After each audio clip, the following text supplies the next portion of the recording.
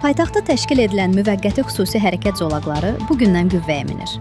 AZ24 xəbər verir ki, bu barədə Azərbaycan Yerüstü Nəqliyyat Agentliyi məlumat yayıb.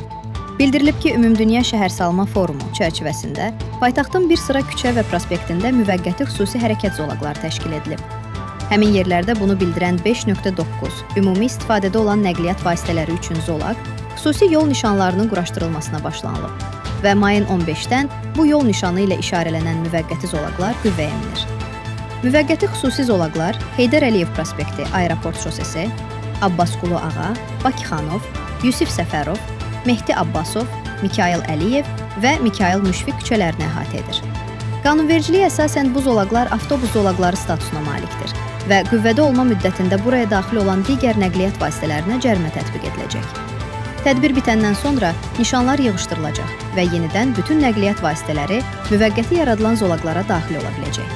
Məlumatda qeyd edilib.